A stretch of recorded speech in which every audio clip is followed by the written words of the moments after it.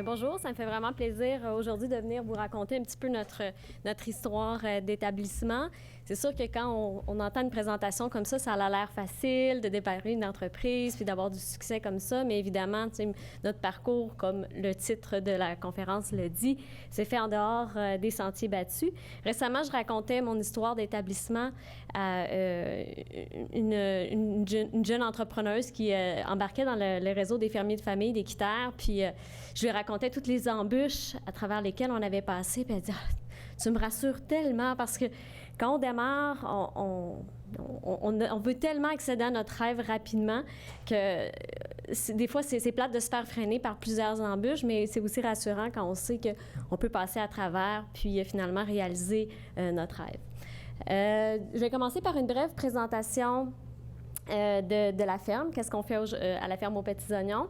Ensuite, pour nous, on a décidé de s'installer en maraîchage biologique avec une mise en marché directe. Je vais vous expliquer pourquoi, pour nous, la mise en marché directe était prédominante dans notre modèle d'affaires pour s'établir en agriculture. On se fait souvent demander qu'est-ce qui fait qu'on a réussi à avoir autant de succès. Fait que j'ai un peu essayé de penser quels étaient les éléments clés qui ont fait qu'on a eu du succès dans notre démarrage d'entreprise. Je vais mettre l'accent notamment sur des aspects d'efficacité et d'ergonomie. Puis on va terminer pour parler de quel est le meilleur modèle pour s'établir en agriculture. Donc, on cultive plus de 50 légumes différents sur 4,5 hectares. On en possède 6, mais il y en a à peu près 4,5 de cultivables si on enlève les chemins et les bâtiments. Puis on a 2000 mètres carrés de serre. L'entreprise est certifiée biologique. Notre chiffre d'affaires a dépassé 700 000 en 2016. Notre mise en marché est 100% locale. À peu près la moitié de nos légumes sont distribués via... En 2016, on avait 560 abonnements à des paniers hebdomadaires de légumes biologiques. Et on participait aussi à 2 marchés d'été, puis on a un magasin à la ferme. Voilà. Ensuite... notre modèle d'établissement est assez particulier. Ni moi ni mon conjoint, on vient de milieu agricole, on n'avait pas accès à de la terre, on n'avait même pas accès à de l'argent. On est plutôt parti avec un bel actif de moins 45 000 de dette d'études. Donc, pour nous, ça a été très difficile, l'étape d'avoir accès à de la terre. Donc, on a commencé, on était en location. Sur une terre à Mont-Tremblant, qui est le patelin natal de mon conjoint François.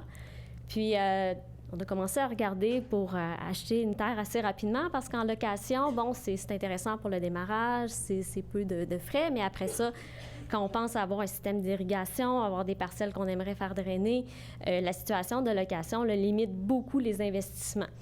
Donc, on s'est mis à regarder les fermes dans le coin de Mont-Tremblant, mais ça commençait à peut-être 700 000 – 800 000 pour une maison qui serait à retaper, puis une écurie 2 box, donc, c'est-à-dire mettre à terre le bâtiment ou réinvestir une coupe de 100 000 dessus. Donc, on s'est dit, nous, finalement, ce qu'on aurait besoin, c'est juste un petit morceau de terre.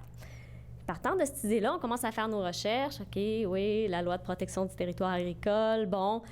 Tout le monde nous décourageait, nous disait non, c'est impossible, vous ne pourrez pas acheter juste un petit morceau de terre pour vous établir. Nous autres, on est assez têtus, moi et mon conjoint. Fait que moi, je suis allée lire l'article de la loi. Je dis, il me semble qu'il n'y a rien dans l'esprit de la loi qui nous empêcherait d'acheter un morceau pour s'établir. Fait que j'ai commencé à monter un dossier en faisant valoir le fait que, pour qu'on puisse, c'était plus que s'établir, c'était dans notre cas, c'était rendu consolider nos activités. On a fait 5 ans en location.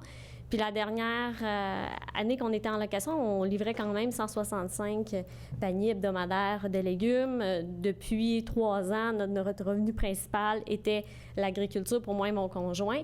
Il nous manquait juste une terre. Finalement, on était des agriculteurs sans terre. Fait qu'on a déposé un premier projet à la Commission de protection du territoire agricole pour demander le morcellement, finalement l'acquisition par morcellement d'un petit lopin de terre. Après un avis défavorable, c'est un fonctionnaire du MAPAC qui m'a...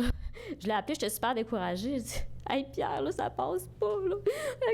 Notre projet marche pas. » Il dit « Voyons, on se laissera pas faire, là. Là, tu vas contacter ton syndicat local de l'UPA, tu vas aller chercher des lettres d'appui, tu vas demander l'audience. » Fait que je me suis réarmée de courage, puis finalement, on a remonté tout un dossier plus étoffé. On est allé défendre notre point à l'audience publique, puis finalement, on a eu notre approbation de la Commission de protection du territoire agricole qui nous a permis d'acquérir un premier 4 hectares. 2 ans plus tard, on a réussi à avoir un 2 hectares supplémentaires là, de nos voisins. On peut passer à la... c'est sûr que c'était tout un défi de partir de rien, mais pour nous, c'était le seul moyen d'avoir accès à la terre, parce que la terre, en tant que telle, ne nous a pas coûté tellement cher. Mais évidemment, on partait, comme vous voyez, là, d'un champ de foin. Il n'y avait pas d'eau, pas d'électricité, pas de bâtiment. Donc, il a fallu partir absolument de zéro. L'aspect positif, c'est qu'on a pu designer des bâtiments qui étaient vraiment adaptés là, à nos besoins. Puis comme on était déjà en production, on savait pas mal qu'est-ce qu'on avait besoin en termes de bâtiments. Fait que l'autre photo qu'on voit après, là, c'est pas l'été suivant celui-là, ici, c'est l'été suivant la construction, puis ça, c'est l'autre été d'après.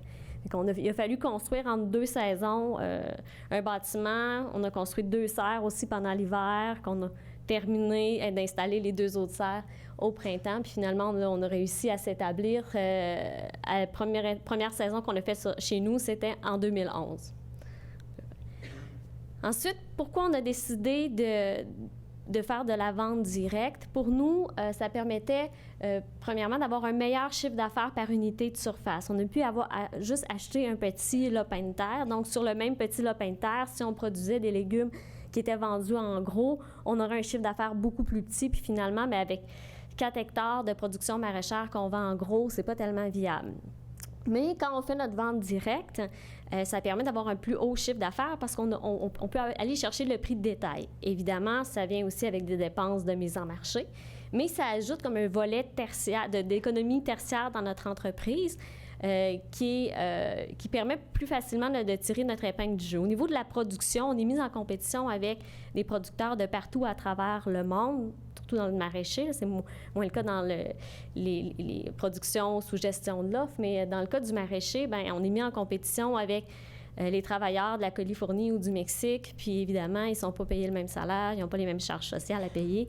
Donc, c'est assez difficile là, de pouvoir obtenir un bon prix pour nos légumes, mais en faisant notre propre mise en marché direct, c'est comme si on avait un volet de notre entreprise qui est de la vente. Puis là, quand on fait de la vente, bien souvent, on est en compétition avec de la main-d'œuvre québécoise, donc c'est plus facile là, d'aller chercher un meilleur bénéfice.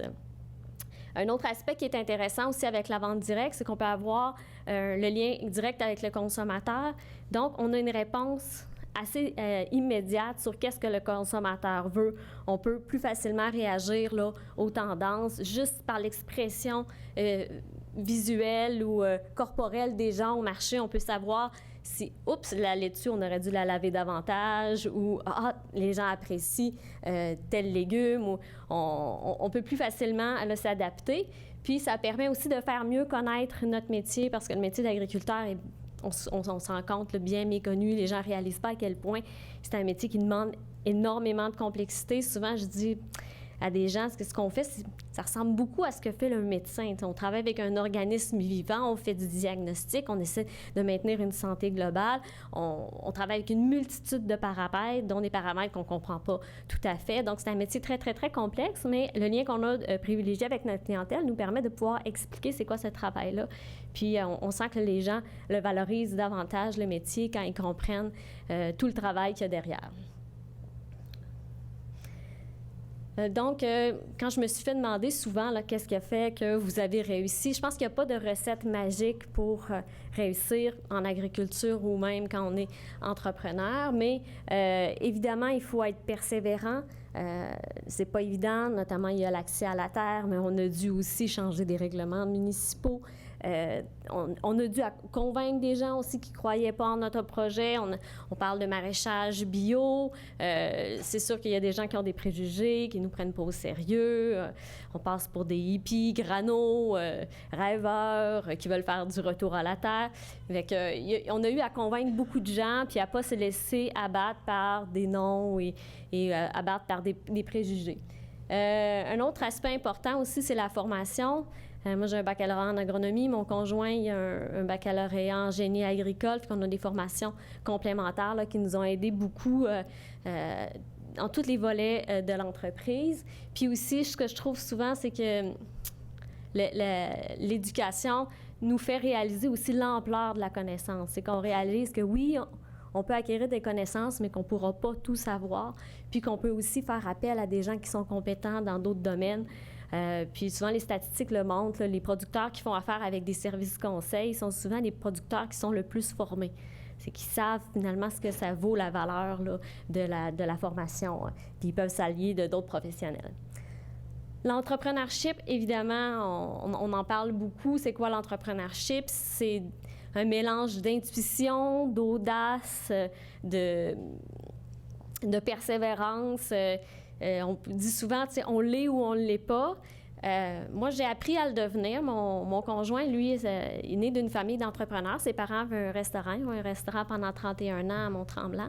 Moi, mes parents étaient fonctionnaires. Pour moi, ça a été plus difficile là, d'apprendre à avoir un salaire qui est non déterminé à l'avance, qui dépend de la météo. Mais à force d'analyser des budgets, de se rendre compte finalement qu'on est capable de faire des prévisions budgétaires puis d'arriver pas mal dans les prévisions qu'on s'était données, mais ça donne de l'assurance puis du courage pour pouvoir penser à d'autres projets puis finalement être confiant qu'on va réussir. Mais c'est quelque chose qui, j'en suis la preuve vivante, là, peut se développer. Compétences en gestion, c'est essentiel. Puis si on les a pas, on peut aller chercher des services conseils. Mais quand on parle de compétences en gestion, mais c'est gestion économique, gestion financière, mais aussi la gestion des ressources humaines, la gestion agronomique, la gestion technique. Fait que ça fait beaucoup de cordes qu'il faut avoir à notre arc. Des cordes qu'on peut développer, mais aussi qu'on peut s'allier là, avec des professionnels du milieu ou sinon en embauchant là, des personnes clés pour notre entreprise. Puis finalement, bien, l'innovation, j'aimerais vraiment vous donner une recette magique pour vous établir en agriculture, mais finalement, en affaires, ça ne marche pas comme ça parce que si tu fais la même affaire que ton voisin, il y a comme peu de chances que tu réussisses. Pour réussir, il faut innover, il faut arriver avec quelque chose de nouveau parce que souvent, les entreprises déjà existantes, ils ont innové puis ils occupent un marché qu'ils ont décelé, alors que si une nouvelle entreprise essaie de faire exactement la même chose à côté, ça risque de ne pas marcher. Donc, il faut être capable d'analyser son milieu, sont où les forces, sont où les faiblesses, sont où les opportunités, de les saisir, puis d'être imaginatif aussi, d'aller voir ailleurs aussi. Moi, j'ai été beaucoup inspirée. On est allé voir des conférences au début dans notre parcours d'établissement. Là, on courait les événements, mais aux États-Unis aussi. Puis une fois, je suis allée voir une conférence, puis il y avait un producteur aux États-Unis qui faisait du panier bio, puis il était près de New York, puis il disait, moi, on fait 1000 paniers à la ferme. Déjà, moi, dans ce temps-là, 1000 paniers, ça me semblait là, juste tellement énorme, là. Je me disais, on se rendra jamais à 200 paniers, c'est bien trop gros. Puis le gars, il arrive, il dit 1000 paniers, puis il dit, les gens, ils choisissent 100% de leur contenu de panier. Je dis, bon, comment ça se sent? Il y avait un sac de léger, puis un sac de l'eau, puis les gens, ils mettaient ce qu'ils voulaient dedans. Puis il y avait beaucoup de monde dans la salle. Puis je pense qu'il y en a beaucoup qui c'était tellement différent de leur réalité. Il y avait beaucoup de producteurs de paniers dans la salle qu'ils ont juste fait c'est parce que c'est aux États-Unis, ça se peut pas. Alors que moi, je me suis dit, hey, si lui, il le fait aux États-Unis, peut-être qu'on pourrait le faire ici. Puis peut-être que sinon, on faisait quelque chose comme ça, un peu différent. Peut-être qu'on s'en sortirait un petit peu mieux. Fait que pour l'innovation, c'est bon aussi de s'inspirer de ce qui se fait ailleurs, puis ou de ce qui se fait dans d'autres domaines. Des fois aussi de sortir de notre secteur de production, de parler avec d'autres producteurs, mais des fois de sortir du milieu de l'agriculture pour aller chercher des nouvelles idées. Quand on parlait de gestion, nous, il a fallu qu'on développe nos propres outils de gestion. Récemment, là, il y a eu des outils de gestion qui ont été mis sur le marché. Le monde de l'informatique s'est intéressé au maraîchage diversifié, au panier bio. Puis maintenant, il y a toute une panoplie de programmes informatiques qui nous sont vendus. Mais nous, on a monté nos outils là, sur Excel. Principalement. En gros, là, les deux gros outils avec lesquels on travaille, un outil de gestion de nos abonnements. C'est sûr qu'avec 550 clients différents, avec des contraintes de quelle semaine ils prennent leurs vacances, il faut avoir un fichier assez bien monté pour faire le suivi de combien d'abonnés à chaque point de chute à chaque semaine. Puis, on a tout un outil aussi de gestion de la production dans lequel on va gérer là, chacun des paramètres de production allant de jusqu'à combien de semences on a besoin d'acheter, mais aussi ça va être quoi la fertilisation pour le suivi de nos rotations. Puis, cet outil-là, bien, à chaque année, on prend des données, tout ce qui sort du champ, les rendements sont notés, fait que ça nous permet là, de pouvoir ajuster notre planification de façon de plus en plus précise, en ayant des données accumulées avec nos propres rendements historiques, puis nos propres délais semi-récolte. Fait que, je dirais dans les premières années, on était assez nerveux là, parce que quand tu vends des paniers d'avance, ça peut avoir l'air le fun, là, tu sais, tu reçois l'argent de tes abonnés à l'avance, là, mais c'est pas mal stressant le premier panier parce qu'il faut que tu livres la marchandise, puis c'est ta première impression. Puis les premières années, là, le premier panier était hyper stressant.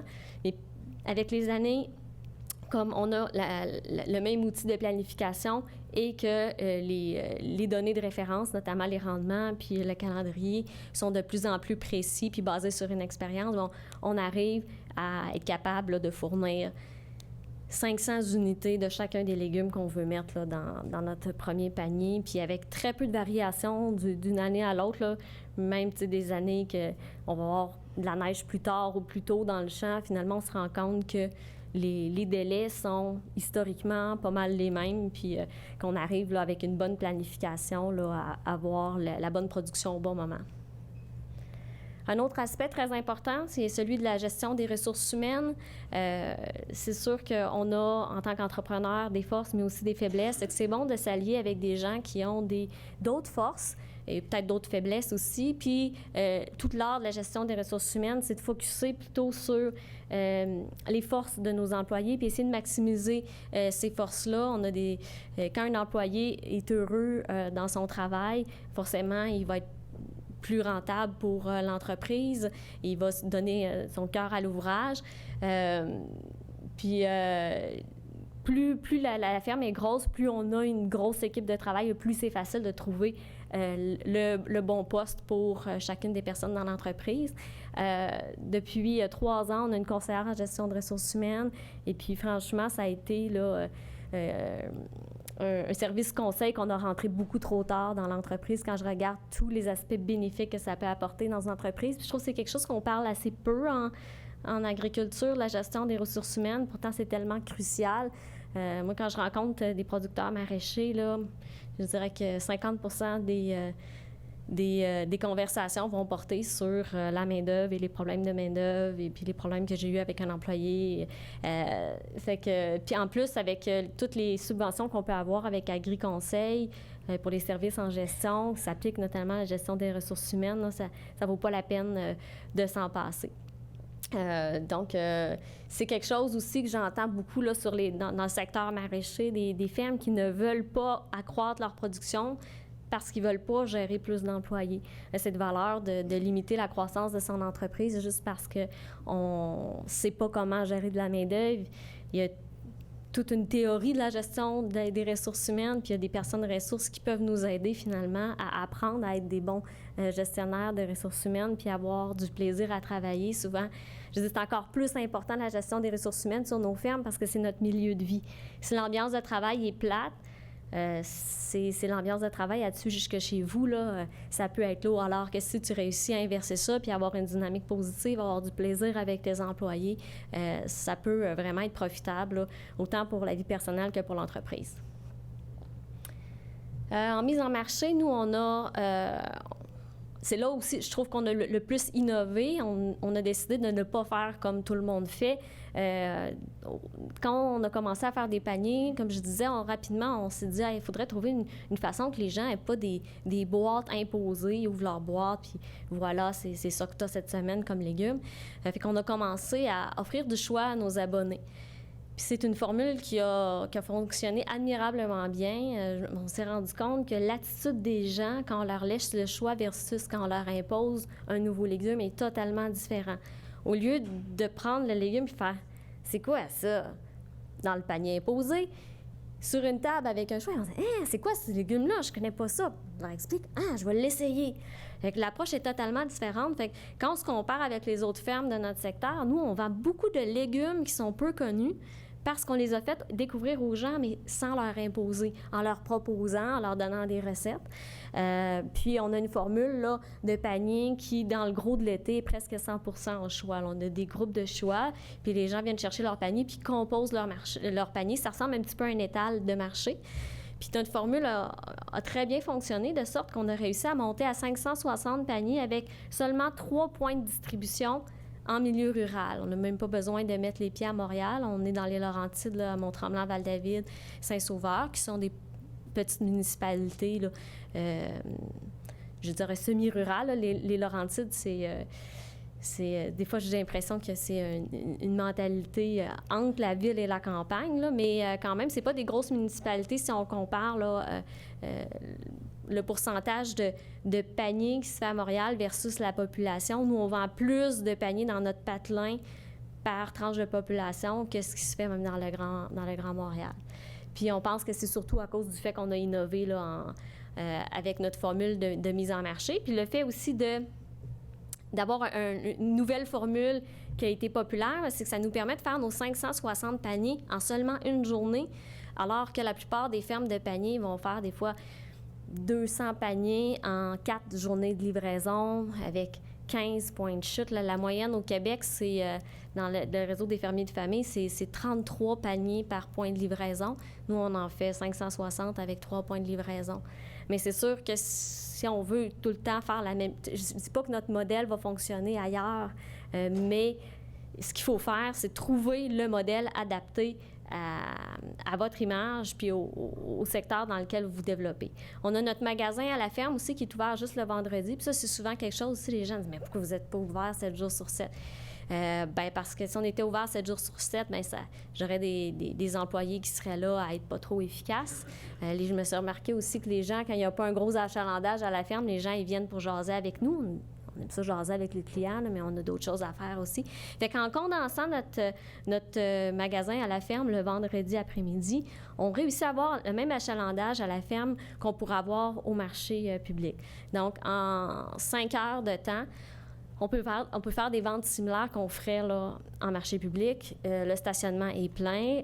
Les gens, comme il y a quelqu'un derrière eux qui attend pour payer, ils passent puis jasent pas trop avec toi. Fait que ça permet là, d'avoir une mise en marché qui est hyper efficace et d'avoir aussi des produits qui sont toujours hyper frais. Autant dans nos paniers, au marché qu'au magasin à la ferme, je passe pas du stock de la veille. C'est du stock qui a été récolté pour les marchés ou le magasin à la ferme ou pour les paniers. Nos paniers sont le mercredi, le magasin à la ferme, lui, est le vendredi, puis on fait des marchés le samedi matin. Donc, c'est la même récolte qui va dans les marchés et magasins. Puis c'est une autre récolte qui va dans les paniers. Donc, on peut assurer à nos clients que ce qu'ils viennent chercher à la ferme, c'est toujours frais. Ce qu'on voit souvent dans les kiosques de ferme, c'est quand c'est ouvert 7 jours sur 7, forcément, ce qui n'a pas été vendu le lundi va être repassé le mardi, puis ce qui n'a pas été vendu le mardi va être repassé. Finalement, on se retrouve à offrir quelque chose qui est un petit peu similaire en termes de fraîcheur à ce qu'il y a à l'épicerie. Donc, nous, on voulait vraiment se démarquer puis dire, chez nous, c'est frais, c'est pas comme à l'épicerie, les produits n'ont pas une semaine, 2 semaines, c'est toujours du frais cueilli. Autre aspect important aussi, c'est d'être un petit peu dans notre génération d'outils informatiques. Là, moi, j'étais pas du tout... J'ai toujours pas de cellulaire, d'ailleurs, là, mais pour ce qui est de l'entreprise, il a fallu que j'apprenne. OK, je me suis fait une page Facebook personnelle pour pouvoir une page Facebook de la ferme. J'avais pas de page Facebook. Mais pour l'entreprise, c'est tellement essentiel d'avoir au minimum un site web, une page Facebook. C'est sûr qu'on fait de la mise en marché directe, là, quand on n'a pas de lien avec le consommateur, c'est peut-être moins essentiel. Puis, avec notre clientèle aussi, on a des bulletins hebdomadaires qu'on fait là, avec des logiciels en ligne, avec un beau graphisme là, pour maintenir toujours le lien de communication.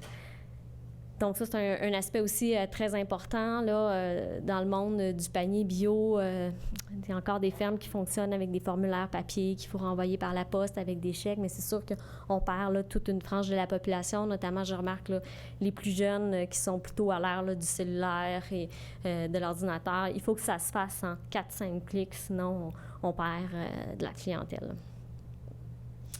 Comme je disais, un aspect qui a été positif de notre établissement à partir de zéro, c'est qu'on a pu vraiment concevoir là, notre site avec une optique là, d'efficacité et d'ergonomie. Donc, on a un chemin qui traverse en plein milieu la terre, puis on a des parcelles de légumes qui sont à peu près la même grosseur de chaque côté.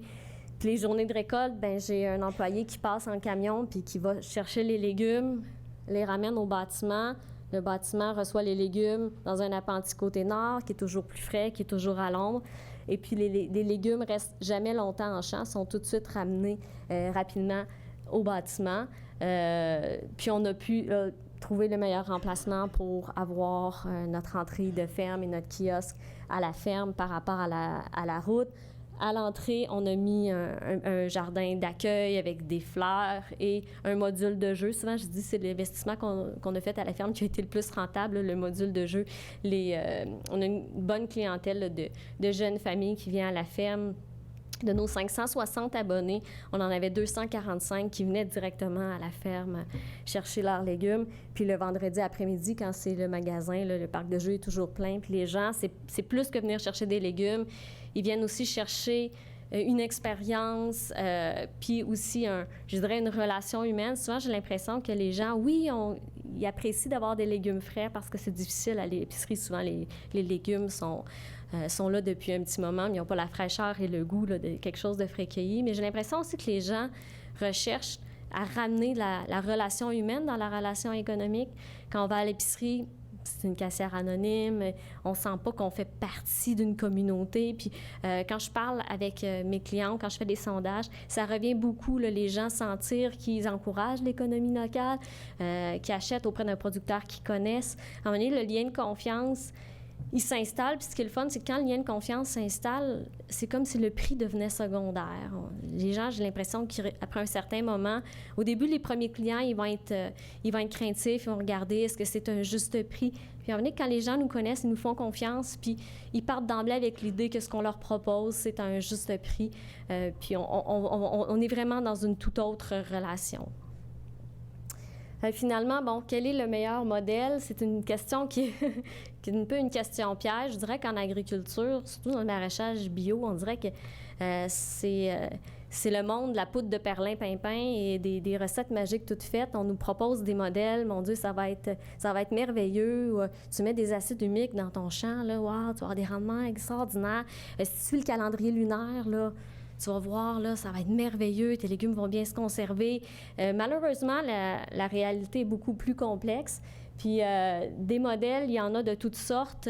D'autres, on a des amis qui cultivent avec des chevaux. Puis peut-être qu'économiquement, ça ne fait pas de sens de cultiver avec des chevaux si tu compares ça d'un point de vue strict économie, avoir des chevaux par rapport à avoir des tracteurs. Mais mon amie qui cultive avec des chevaux, elle me disait... Moi, j'aurais pas le temps d'avoir un cheval à une écurie, de payer une pension. Moi, mon trip, c'est d'aller avec des chevaux. Puis, quand elle est dans le champ avec ses chevaux, ben c'est comme si elle se payait un cheval dans une écurie puis qu'elle payait une pension. Fait que pour elle, l'aspect économique du travail avec les chevaux, si elle réfléchit dans le sens... C'est son dada à elle, c'est ce qu'elle aime faire. Ben ça peut être un modèle qui est intéressant puis qui peut justifier d'un point de vue économique. Et après ça, il faut vraiment y aller là, par rapport à qu'est-ce qu'on veut faire, qui on est comme personne, qu'est-ce qui nous fait vibrer dans la vie. Puis, si on décide de s'installer dans une région en particulier, c'est quoi le potentiel dans cette région-là? C'est quoi aussi les limites de cette région-là? La terre qu'on cultive en maraîcher, souvent on parle des techniques, puis on se rend compte qu'il n'y en a vraiment pas les mêmes techniques parce que tu sois dans un sol léger que tu sois dans un sol lourd, c'est pas du tout la même façon de travailler ton sol. Puis les techniques qui s'appliquent dans une situation ne s'appliqueront pas du tout dans l'autre. Fait que la recette magique, malheureusement, elle n'existe pas. Il y a juste des éléments de succès là, qu'on peut mettre ensemble pour développer notre modèle à nous qui va être unique. Puis finalement, bien, on a toujours essayé d'avoir une approche holistique à la ferme, basée vraiment sur nos objectifs personnels. Moi, qu'est-ce qui me fait triper dans la vie? Qu'est-ce qui fait triper mon conjoint?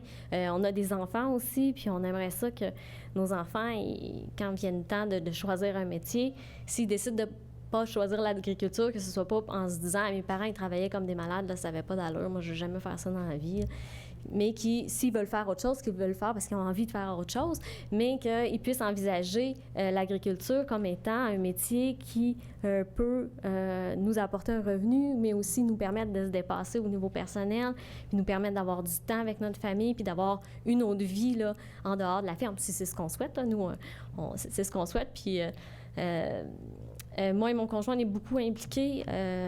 Mon conjoint est président de son syndicat local à l'UPA, est impliqué dans un autre mouvement qui s'appelle la Coopérative pour l'agriculture de proximité écologique. Moi, j'ai été impliquée au CLD. Je suis impliquée maintenant sur le conseil d'administration d'Agri-Conseil dans ma région.